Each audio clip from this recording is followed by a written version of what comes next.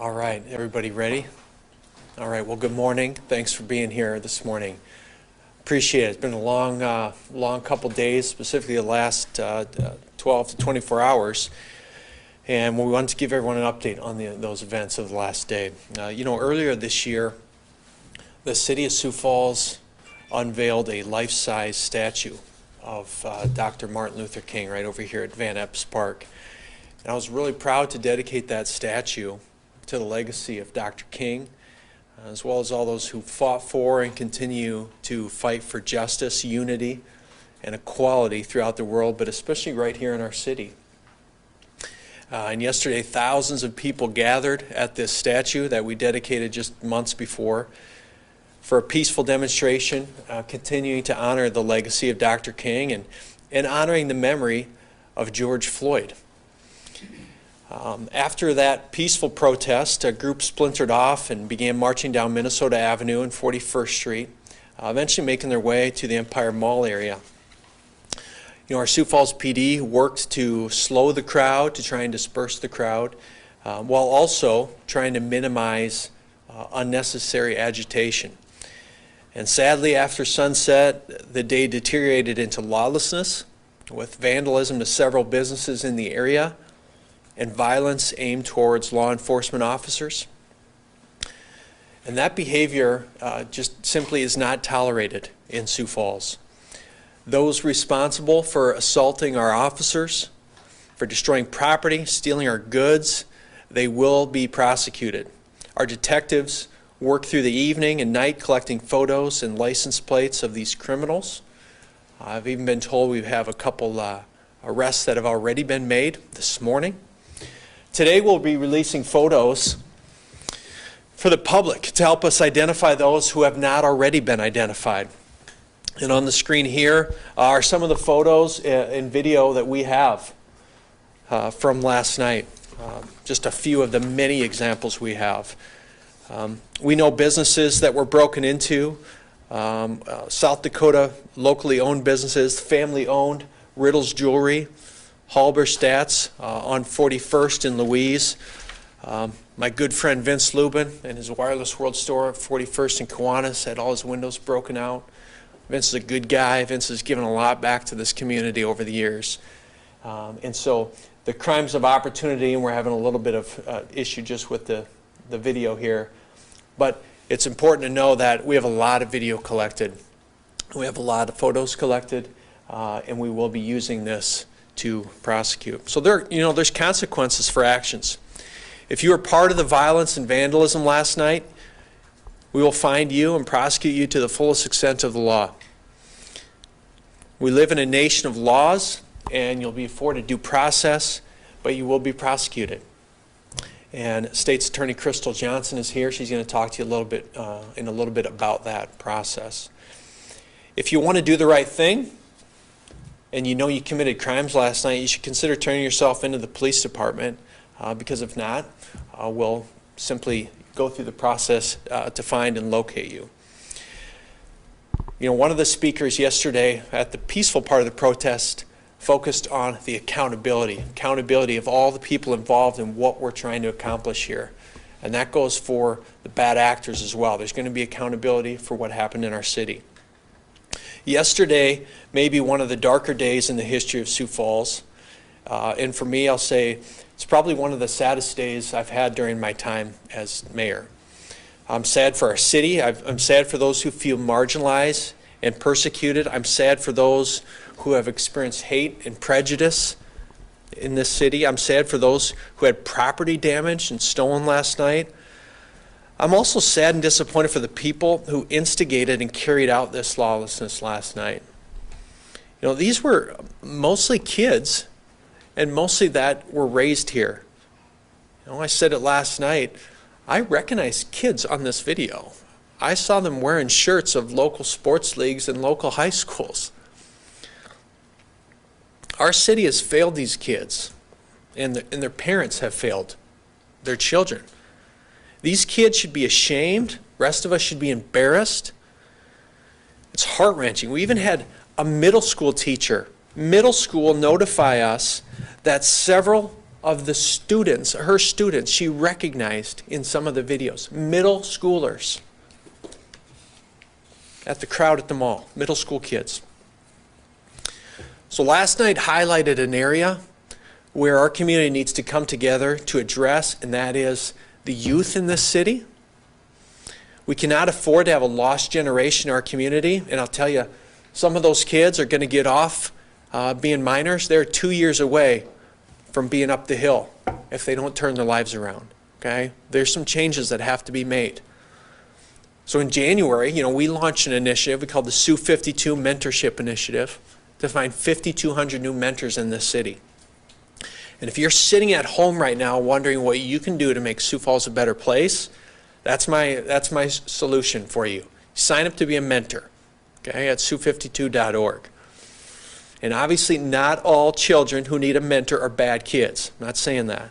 The overwhelming majority of kids are good kids. But as mentors, we can influence young lives to help kids on the right path and help those who may have fallen through the cracks, who feel that they can throw rocks through windows, that they can steal, that they can loot, that they can destroy their city under the guise of justice and the guise of protesting. It's not protesting, it's rioting, it's looting, and it's the breaking of laws. Our nation is grieving, the loss of George Floyd. Sioux Falls is one of hundreds of cities that have experienced this sort of protest, and in some cases the violence and lawlessness. And many are growing impatient with generations of marginalization, with racism, and in some cases with injustice.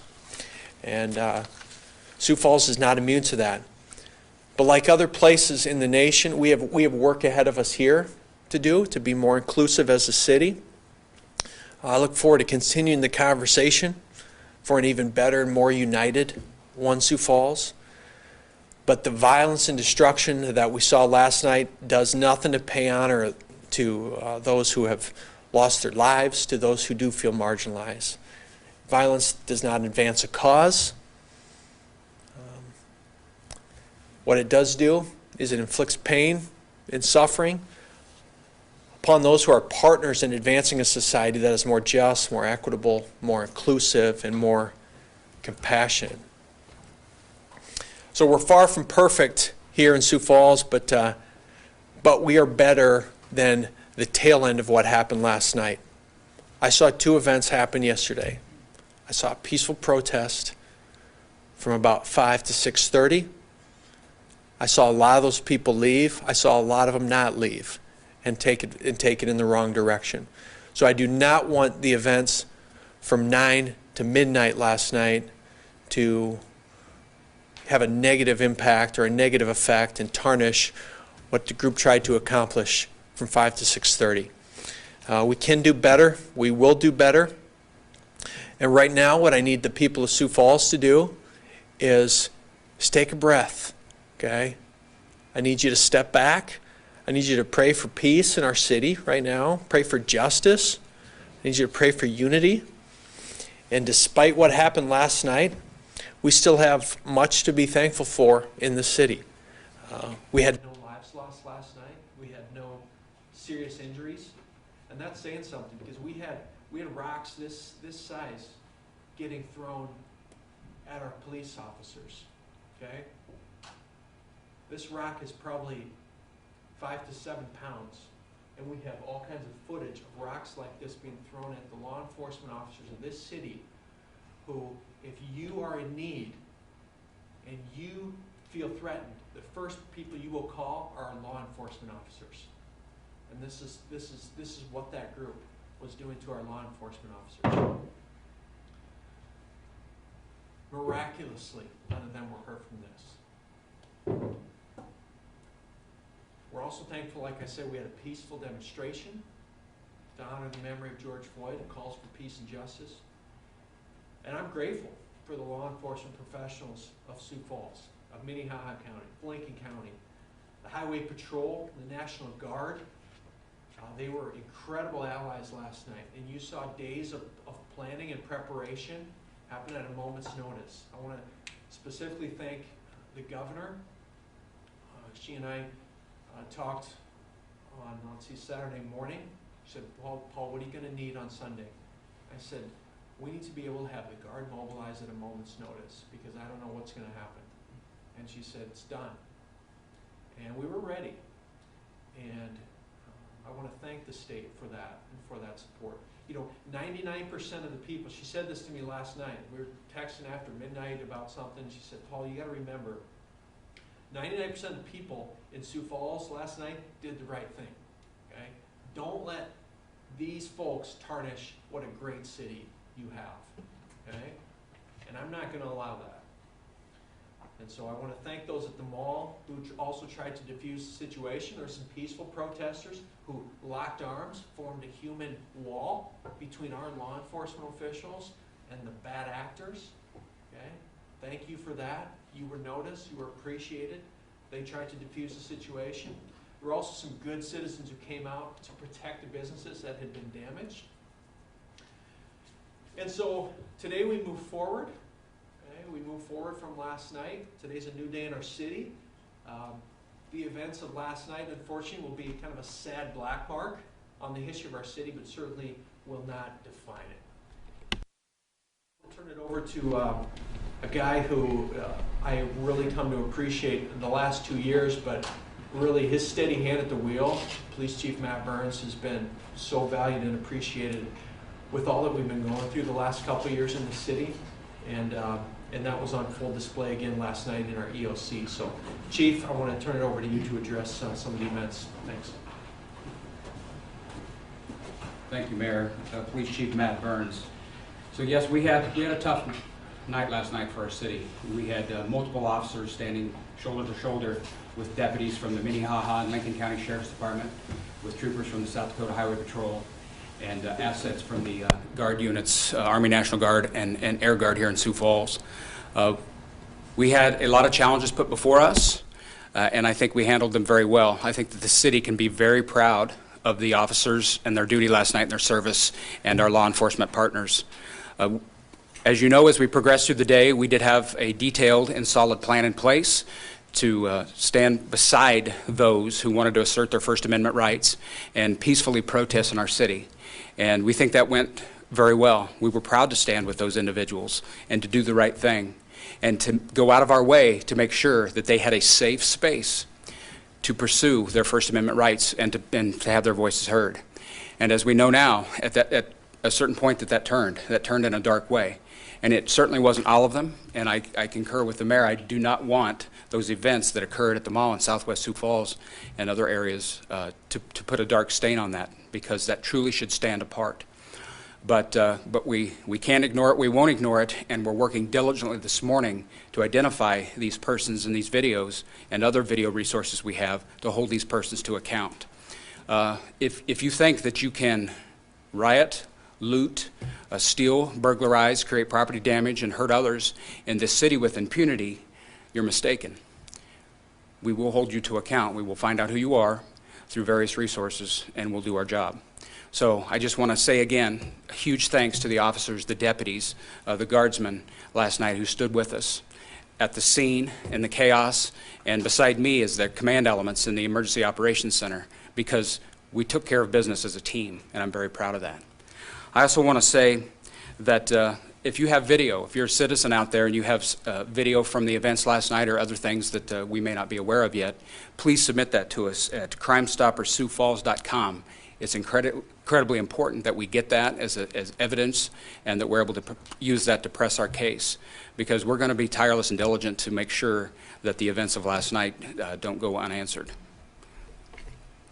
I want to say specifically thanks to Sheriff Milstead and Swenson and General Walls, Secretary Price, and Colonel Miller, again, who really offered a lot of resources and planning to help us pull off not only the peaceful event, but also the response to the chaos last night. I'm happy to report that we only had minor injuries from some of our officers. One officer was struck in the hand by a rock not unlike this one. This rock actually physically came from the scene last night at the Empire Mall. We had rocks much larger than this narrowly miss our officers, and which could have caused very serious injury or worse. We have multiple squad cars that received damage, broken windows, graffiti, and that can be repaired. That can be fixed. I'm not happy about it. It's sad that to come to that part, but that can be replaced. Again, extremely proud of our officers, and I was praying for their safety, and I'm glad that the injuries were minor. We don't know what the future holds. If there's other events planned, we will work with those folks if they want to have peaceful protests, but we cannot tolerate this. The mayor's correct. So we will remain vigilant and ready and plan accordingly, and we'll keep our city safe. I'm happy to introduce Crystal Johnson for the next piece.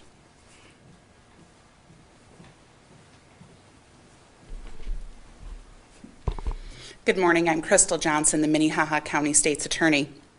I wanted to talk a little bit about criminal charges and potential criminal charges. One of the things that we've heard during COVID-19 is that we have modified the bond schedule. What modifying the bond schedule actually means is that it affects somebody's ability to stay in jail.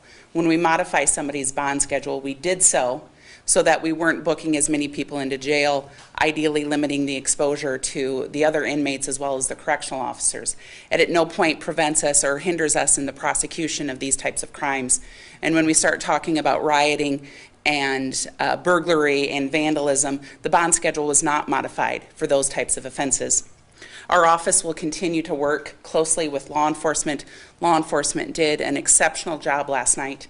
When we talk about the 1% that made this turn south, that took away from the other 99% of a peaceful protest in March, we don't tolerate that behavior. We don't tolerate that behavior in Sioux Falls, and we certainly don't tolerate it within Minnehaha County. And so we will work closely with law enforcement to identify those individuals who are responsible. When we identify those individuals who are responsible, we will charge them appropriately as what we find with the evidence. We will then work to communicate and to seek justice on behalf of our community, both our persons and the businesses within our community, and we will seek to hold them responsible accordingly to what they have done. I will turn it over back to Mayor Tenhaken for any questions. All right, any questions for myself, for Crystal, or Chief Burns? Mayor, this is John with SDTV. As you mentioned a little bit about the arrests made last night or in the past few hours, I was wondering, were there any that were arrested that came from out of the state? I'm going to let the Chief speak to that. So the question was, were there any arrests from out of state? So out of the events from last night, I'm aware of 2 arrests, both of which occurred by Lincoln County deputies, several of which came into the city of Sioux Falls at our collaboration request with Sheriff Swenson. And I'm aware of one of those, which we're working to get the details on this morning from the Lincoln County Sheriff, who was actually an individual with the address of Omaha. So undoubtedly there were more in our city. That is one I'm aware of. Kind of going off of that, you know, we heard a lot of talk yesterday of buses coming down from Fargo. Can you speak to any credibility that, like, any of those might have had if they were in fact true, or do you know anything about that? So we'd heard those rumors too. As you can imagine, we have a variety of assets deployed to try to discern information and receive intelligence ahead of time, so we may appropriately deploy resources and try to be ready. We don't know that materialized. We didn't see any buses. We had some folks around town looking to try to see if there were buses and folks unloading, and if that was going to be something we needed to react to. We don't know that materialized. In any event like this with this much exposure, there's lots of information floating around out there on social media. Some of it has some truth to it, and some of it is just a false flag. And so it appears at this time that that's what that was. But we'll be prepared if that should occur in the future. Are you concerned about another night of events tonight? We're going to be ready. If persons so choose to do that, it's always possible that we may have some similar incidents, but we will have a lot of officers out there and prepared. We are also aware that we don't have a large mass of people that was already in place from the event yesterday from which to draw. And because clearly some of those, I think, were part of that group, though they don't represent what that group stood for. But the short answer is it's possible and we'll be ready. And along with that, have you heard, we've been hearing rumblings of the possibility that some of these activities may actually move to another city. You heard any indication, or would you have any indication of that? Have you seen anything on social media? So we had heard that there might have been some of the individuals that participated in the events in Fargo 2 nights ago were coming to Sioux Falls. We cannot verify that that in fact occurred, and it's always possible that there are individuals that will move from city to city to engage in these type of activities. I don't have any information to absolutely substantiate that, though. Can you speak to some of the more positive moments from early on in the evening? We have several clips of police officers interacting very positively with the protesters. Absolutely, and thank you for asking that, because that's an incredibly important part of this. You know, we take that opportunity to show that we are supportive, not only of the expression of First Amendment rights, but that we are part of the community. We represent every person in this city. We want every person in this city, regardless of race, creed, or ethnicity, to understand that they can come to us with any problem, report any crime, and that we stand with them. And I think that was on display yesterday with our officers that were part of the crowd and early on. What about is the National Guard still going to be available to you guys for, let's say, if something does happen this evening, or is that going to be something that has to come down from the governor, or? My understanding that those supporting forces are still in town, and if we need them, that they'll be available to us. Do you have a total number of arrests from last night? So thus far, we have the 2 that were expressed by Lincoln County that were directly affected to this matter. I do understand that there were some questions about why weren't there some individuals arrested at the scene, and so I'll just speak to that a little bit. When you have a mobile field force operation, it is imperative that they stay very, very disciplined to the task which they're applied, and that was to protect the integrity of that building. But for their actions there and this firm line that they held, we would have had that group breach the Empire Mall and run riot inside that structure with close to 140 stores. We had said from the beginning that was a bright red line. We were not going to let that happen, and we had the forces in place to quickly react to that initial event, and we quickly got other officers from the Highway Patrol, from Lincoln County, and our own teams in place, and you saw the result. We bent, but we did not break. We took some shots, we sustained some damage, but we did not yield, and we held the line, and so I'm very pleased with that. Are you giving out any specific advice to business owners today? Just remain vigilant. Check out your businesses if you sustain damage, if you had an incident that you need to report to us. You know, we want that information. Look for video if you're in that area and you had systems that may have been relevant. We will be reaching out to you as well. So we would just ask that they work with us and get that video to us so we can have a great file from which to draw to try to hold these folks to account. Can you discuss what happened at Fleet Farm? So I am aware that there was a break-in at Fleet Farm. I understand that there were some firearms taken. Several of the firearms they had there were secured. However, there were some that were taken. We are working with Fleet Farm as we speak and the Bureau of Alcohol, Tobacco, and Firearms to get an inventory to see exactly what that loss was. One of the comments that we continued to hear last night from those that were present at the end was that they just want their voices to be heard. Again, I think this is a larger conversation about how do we have these dialogues with our cities, with our elected officials, with our police departments, when there are concerns. What would be the most constructive way you would recommend anybody that is concerned about tactics that may be used, or concerns about how the department may work with different groups? How would you advise them to go about having that conversation in a constructive manner? Well, thank you for that question, because I want their voices to be heard. The mayor wants their voices to be heard. Our community wants their voices to be heard. And yesterday reflected an appropriate way for those voices to be heard, and it also reflected a way which is entirely unproductive. So before the actual event yesterday, the mayor and the sheriff and I sat down with the organizers, and we had an incredibly effective and productive conversation about what the goals were and why they were engaging in what they did. Their motives were pure. Their hearts were in the right place, and I felt it was an incredible conversation. And that is how you move forward. You meet together, you find out what you have in common, what the goals are, and then you try to mesh those goals with what government can do to create that positive conversation in the community. We have community resource officers that are engaged in that work every day. We, as part of the police department, we have the Community Ambassador Program, which is precisely targeted at doing just that, reaching into the all communities of our city and promoting a conversation and having a direct path and venue for them to bring concerns to us and for our voice to them. So many of those things are already going on. We talked about ways that we can do more of that going forward. We just need to lower the temperature right now, move away from a tense environment so those productive conversations can be had. Mayor, is there anything you want to add to that? Well, I kind of touched on it in my remarks that there's work to be done here. You know, people talk about the lack of diversity on our police force. We welcome diversity on our police force. We can't force people to apply, but we welcome people to come and join the great public safety team that we have in the city of Sioux Falls. We welcome these conversations. But these are two-way conversations that have to be had both by city leaders as well as the people who want to have the conversation in a productive fashion. I will tell you right now, federally, this is a tense landscape to have difficult conversations. This is the most divided I've ever seen this nation. And people just, they are so dug into positions. A lot of times they don't want to hear the other side. They don't want to hear the other side of a story and in the other position. And that makes it really challenging. And Sioux Falls, I feel we've always been above this. We're above what happened last night. This is not our city. I've never seen this side of this city.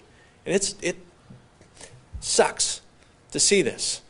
This was so tense last night in our EOC when we were sitting there and watching this happen from these cameras and we're pacing around the room. It was terrible. This does nothing to advance the dialogue in our city. So if you think you had impact last night, you took 2 steps back. We took 1 step forward at 5 and we took 2 steps back, okay, at 9. And so now we both have work to do. So let's continue to look for those constructive dialogues. And I also want to say this. I said this a little bit last night, and parents, take responsibility for your kids, okay? You are parents, and parenting comes with a responsibility. And I saw kids 13, 14, 15. This kid, by the looks of him, we'll find out who you are. He's not that old. Where are the parents in this? I have a 14-year-old. My 14-year-old was not home at 10 o'clock at night and this was going on. Huh. You know where I would be? I would be dragging her rear end back home. Okay? You need to be a parent in this city. You need to step up and parent your kids. Okay? It's why we launched a mentorship initiative. That's why I'm beating the podium so hard every day about taking responsibility for your community, for the kids in this community. It's not up to the teachers, it's not up to your pastor, it's you as a parent. You need to parent. Any other questions for us today? One other one from the newsroom, quick. Any concerns with COVID, given the events last COVID, never heard of it. I'm more, you know, absolutely, absolutely. You know, there were a lot of people masked up, but we had, you know, at Van Epps Park, a couple thousand people crammed in there, and we had, you know, if there's a couple symptomatic people in there, there was a lot of community spread happening there. So we'll see what happens with the testing in the next few days on that. You know, we're not out of the COVID phase yet, so we're still dealing with that on top of this. So we'll see what comes from that. I'll be honest, social distancing and mask wearing was low on the enforcement list last night, but I'm glad to see this young man at least took it seriously. So he did one thing right. So you mentioned numbers. Do you know how many people were actually at either event last night? We sent an aerial to our GIS team, and they can kind of, you know, do some kind of magic to see how many people were there. It ebbed and flowed throughout the evening. Yeah, I would say, you know, at the event itself at Van Epps Park, you know, we estimated between maybe 1,000, 1,200, something like that. I heard some media reports say thousands upon thousands, which is certainly not accurate. It was a big group. I think at the peak we probably saw around 3,000 people. So All right. Well, thank you. Thank you for the great reporting last night. You know, I'm specifically seeing Carlene. I know you were out there a lot. T, we saw you guys, and we were streaming your video in our EOC. Kello, Brady, you know, the Argus. Appreciate everybody's great work because it helps keep our citizens safe and informed. It helped get the word out quickly on our curfew. That curfew, when that went into effect, that had impact. People took it seriously. You were able to see one of the city's investments in what's called an Everbridge notification system. That notification went out. That's a technology that we've only had for about a year. And I think that was very effective, and you got to see that at use too. So overall, I'm just very proud of the response of our officials here, of what could have been. We could have had a different conversation today, let's just say that. And I think replacing glass panes and some of that work is very manageable. So thank you. Appreciate it.